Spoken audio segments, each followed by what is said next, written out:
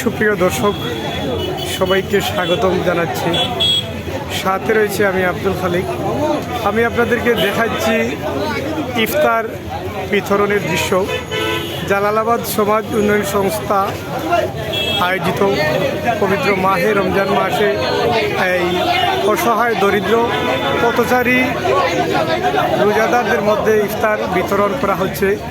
আপনারা দেখছেন সিলেট সিটি কর্পোরেশনের এই গেটের পাশে পথচারীদের মধ্যে এই ইফতার বিতরণ করা হচ্ছে।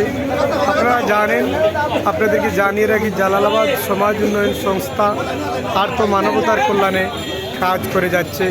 শিক্ষা, চিকিৎসা সহ সকল ক্ষেত্রে এই সংস্থা এই দেশের কল্যাণে ভূমিকা রাখছে। তারই ধারাবাহিকতায় পবিত্র মাহে রমজান মাসে এই ইফতার বিতরণ কার্যক্রম শুরু করেছে।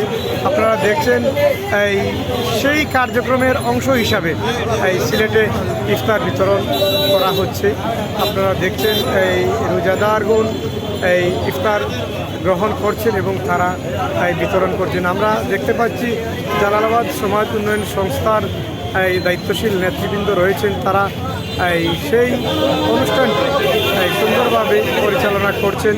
আপনারা সেই দৃশ্য দেখছেন। এই মানবতার কল্যাণে সাড়া দিয়ে জালালাবাদ সমাজ উন্নয়ন সংস্থা এই দেশের কল্যাণে এই ভূমিকা রাখছেন। এতে এই দেশের জনগণ উপকৃত হচ্ছেন। বিভিন্ন সময় এই শিক্ষাক্ষেত্রে এবং চিকিৎসা ক্ষেত্রে এই জালালাবাদ সমাজ উন্নয়ন সংস্থা এই কার্যক্রম পরিচালনা করছে। সেই ধারাবাহিকতায় পবিত্র মাহে রমজান মাসে ইফতার সামগ্রী বিতরণ করা হচ্ছে। এই কার্যক্রম অব্যাহত থাকবে বলে আমরা তাদের কাছ থেকে জানতে পেরেছি।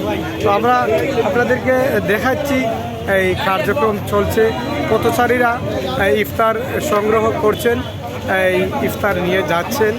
সেই দৃশ্যটি আপনাদেরকে এই দেখানোর চেষ্টা করছি। আসলে মানুষের জন্য, জীবনের জন্য এই বিষয়টি মাথায় রেখে যদি আপনি চেষ্টা করেন মানুষের কল্যাণে কাজ করতেন, আসলে পারবেন।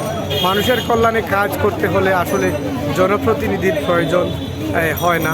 আপনারা জানেন, জালালাবাদ সমাজ উন্নয়ন সংস্থার প্রতিষ্ঠাতা তমাল মজুমদার দেশের বাইরে রয়েছেন। সেই প্রবাসী থেকে, দেশের বাইরে থেকে তিনি মানবতার কল্যাণে ভূমিকা রাখছেন।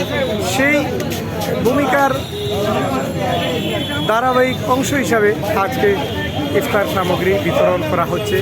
আমরা সেই দৃশ্যটি আপনাদেরকে দেখাচ্ছি। আমরা দেশ জাতির কল্যাণে সবাই যেভাবে ভূমিকা রাখছেন, দেশের জনগণ মানুষ উপকৃত হচ্ছেন। সবাই যদি নিজ নিজ অবস্থান থেকে দেশ জাতি মানুষের কল্যাণে এভাবে এগিয়ে আসে, তাহলে দেশের মানুষ উপকৃত হবে এবং জনগণ উপকৃত হবে। আসুন আমরা সবাই জালালাবাদ সমাজ উন্নয়ন সংস্থার মতো এই মানুষের কল্যাণে এগিয়ে আসি।